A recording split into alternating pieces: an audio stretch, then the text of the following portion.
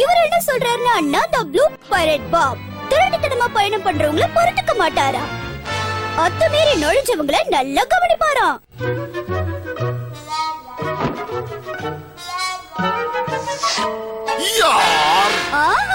இந்த கவனிப்புல அலையாத்த அசதியா வந்தவங்கள வசதியா உட்கார வச்சு தீனி போட மாட்டாரா, ஆணி அடிப்பாரா. நான் சொன்னதுல பாதி நடக்கும், கண்டிப்பா தீனி போடுவாரு.